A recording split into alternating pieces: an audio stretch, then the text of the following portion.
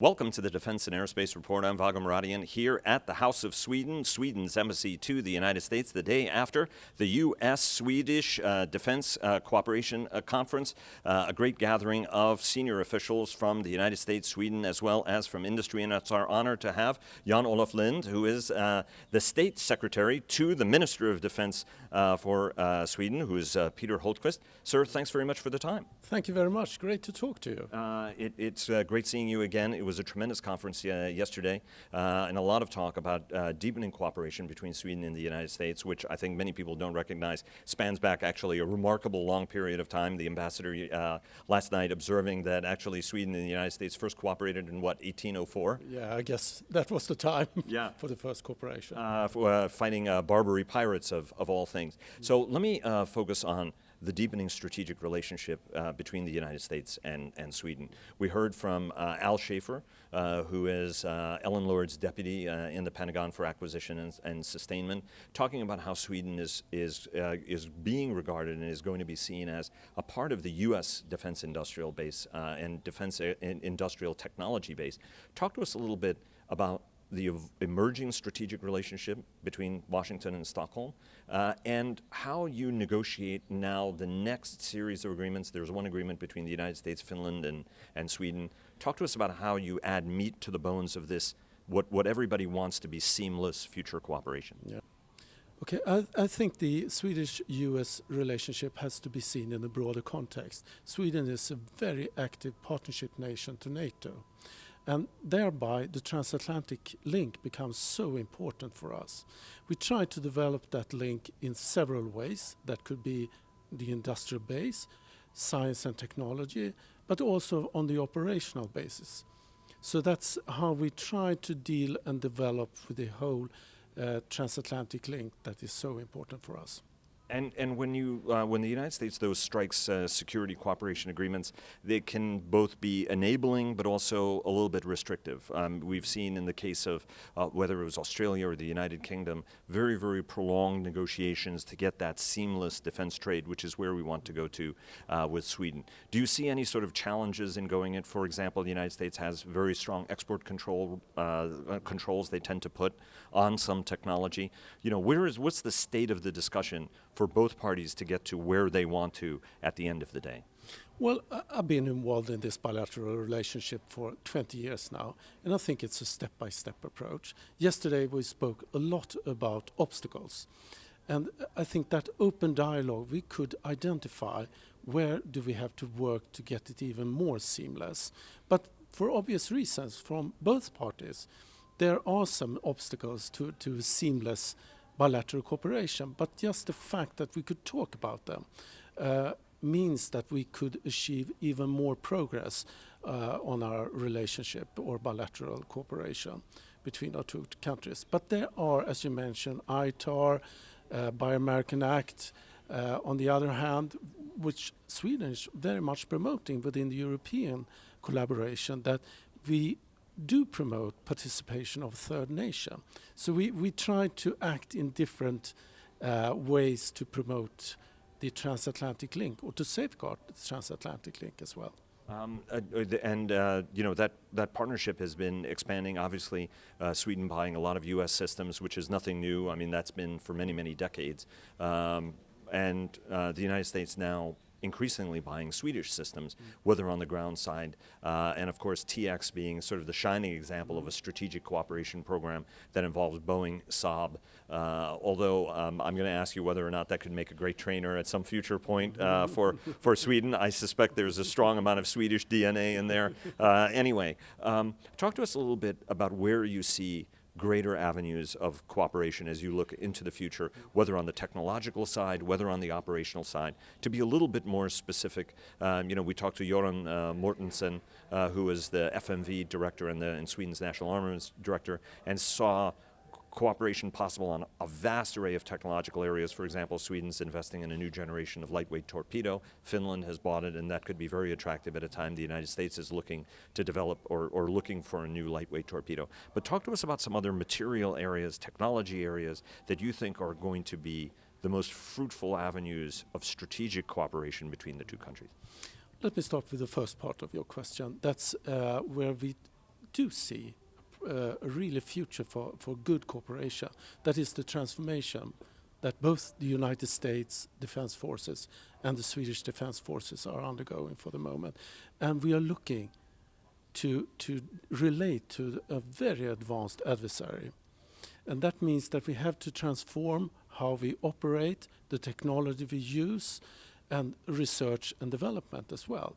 And that's, I think there are common denominators, even though we have different size of our defense forces and how much we invest in our defense forces. But I think we have agreed that there might be areas that we could develop even further in that context. When it comes to specific areas, I've had a couple of discussions during the last couple of days about new technologies. I can mention artificial intelligence, cyber, autonomous systems. And that has to be put in a context that how could we use that in the future? Because it's not only about the technology, it's about how we relate to that new technology. And I think the notion of ethics is so important, and we share that with the United States, that you have to take that into account. So I think that might be an area that I could see that we could expand our collaboration. The other area is, of course, operations, and we have a fairly great participation from US forces into Swedish exercises and vice versa.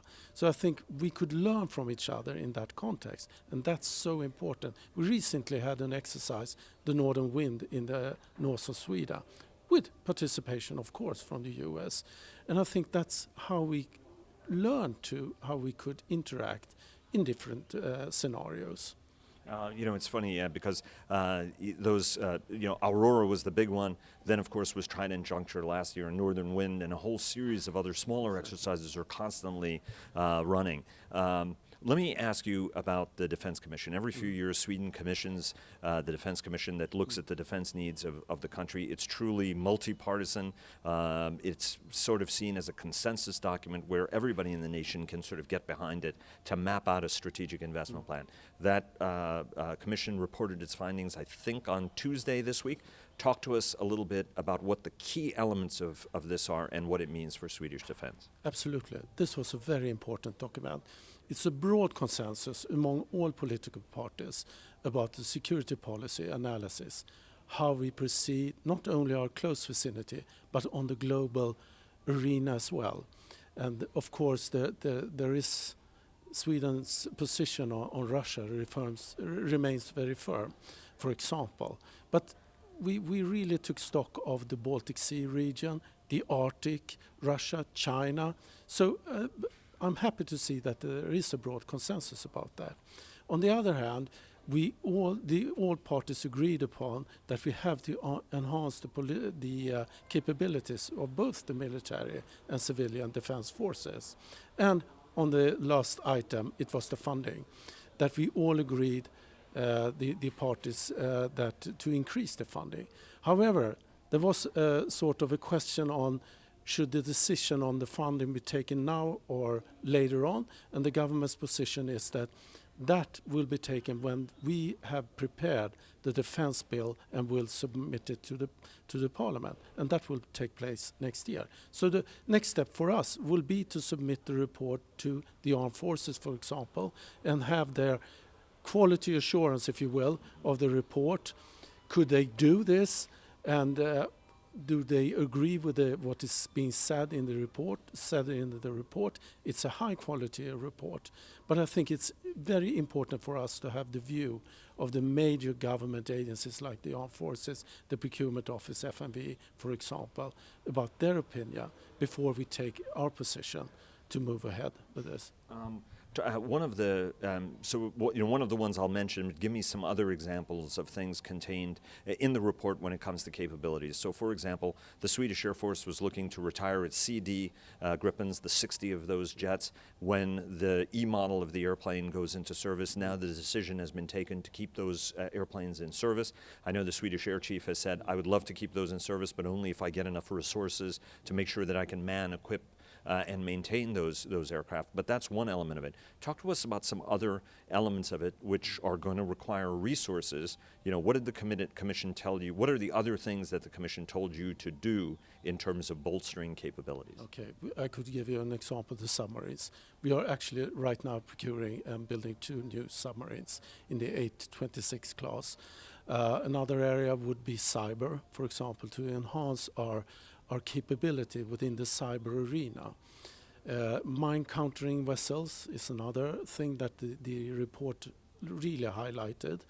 And of course within the army it was, I think, mortar systems as well that was highlighted. So I think, having said that, it's so important to have the view from the armed forces now about their opinion about the suggestions made in the report and see how we could take that forward.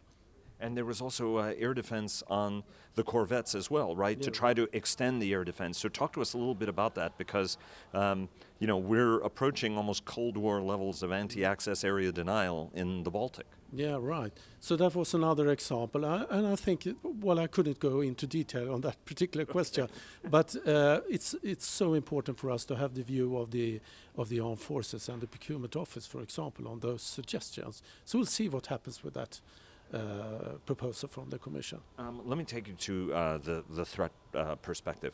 Obviously, there are a variety of nations that emerged in the Commission report. Russia, obviously, in terms of both its kinetics, but I want to ask you a little bit about the threat from Russia's active measures, the undermining efforts that we've seen, and actually how much worse they can become. Do you think that there's a consensus and an understanding that actually Russia's disinformation campaigns are actually perhaps even more dangerous than any kinetic attack, because the kinetic attack is easy to deal with. It would mobilize Swedes and all of the EU against Russia, whereas now it's trying to divide societies without actually exchanging a shot. How dangerous is that capability from your standpoint? Well, I think it's fairly dangerous that in the sense that we have to deal with it. The hybrid threats is something that we have to take very seriously, whether it comes from Russia or any otherwhere. So that's part of, and I think that was highlighted in the Commission's report as well, to deal with that in a sort of common context. I think it's our everyday life today, and to raise the awareness of different hybrid threats like disinformation and so on. So that's a key element in how we move our total defense concept forward. We have to blend both the military resources with the civilian defense resources in order to be able to deal with those threats. Do you think that from a leadership perspective there's enough of an understanding and enough of investment in the means to counter Russian activities that are actually becoming ever more sophisticated, and in fact very soon, as we heard here from Staffan Druvia, who's the Chief Technology Officer of Recorded Future, one of the companies that's actually a world leader in tracking the whole web and disinformation, do you think that there's enough of a senior level understanding and enough of an investment and a preparedness to cope with this challenge, especially since the next fear is that Russia will be able to very easily manipulate and doctor to produce fake videos and fake audio to try to undermine leaders around the world? I think there is a good understanding about that. And I think we know that we have to take action in order to raise our capabilities in this regard. And actually the government will establish a cybersecurity center, for example. So that's one, the understanding is very good within the government about this. And I think we have to move ahead in that direction to cope with those threats. Sweden has been a telecommunications leader. At the same time, China is a major customer, for example, of Ericsson, but Ericsson is also the generator of tremendous amounts of communication technology. The United States is very concerned about 5G, doesn't want its allies doing business with China or certainly acquiring Huawei technology. Do you think that there needs to be a sort of a strategic European consortium or a transatlantic consortium or even a global good guys consortium that includes Japan and a number of other countries that can collectively develop the 5G technology that'll be so foundational for the future, as opposed to allowing that market to be dominated by China? Well, I don't know whether I'm the right guy to comment on that one, but I think there is a lot of effort put into that question right now. And I know there are companies like you mentioned, the Ericsson, for example. when you speak about China and 5G, I think there is a growing concern. We have it on the European level as well with the strategy that it's a growing concern on how to deal with this. So we'll see where that ends up. I've taken note of the US position on this one during the last couple of days, and that's something that we have to have into consideration as well for the future. The idea of you mentioned total defense, and so our audience better understands what that is. Sweden during the Cold War had a total defense concept where citizens, the military, the entire nation would gear up to maintain essentially its sovereignty in a great power and neutrality, I should say, in any kind of confrontation. Talk to us a little bit in the modern context, what that means, and sort of the citizenry's responsibility for the defense of the nation as well. Yeah. At the same time as we developed the military defense forces, we developed the civilian defense. That means that we have to be prepared everything in the civilian society as well. So all the government agencies that are responsible for civilian defense, they have to take action as well. At the same time as the military defense do that. And they work very closely together. As you mentioned, we had it during the Cold War era. It's completely different now. The society looks completely different than it did during the 70s and the 80s. So it's a very tough question to deal with these days. But we have moved along with that. One example of that is a brochure that was sent to all households to be how to be prepared for a severe crisis or even wartime. And it was very well taken by all the Swedes. And I think that by that we try to learn and give information how to deal with a severe crisis. And I think that's one step of moving ahead. That's right, because you're talking about not just wartime, but in the event there's a mass electrical outage or a cyber attack, right? You're not just looking purely at a military contingency, but actually any contingency that can befall a modern, sophisticated society. Absolutely. And by that we have different scenarios that we try to use. And it could be, as we spoke about earlier, about the hybrid threats. And that involves both military and the civilian sector. So they know what to do, how we act together in order to be able to cope with such a threat. By the way, it's a great pamphlet, so anybody who actually wants a good, get the English language version of it, because I think it would be very, very good, because you guys talk about basic steps to take, right? Equipment to have, water to stockpile. Yeah, absolutely. And I think there is also sort of a recommendation that you should be able to cope by yourself for at least 1 week. So that's also something perhaps new for us.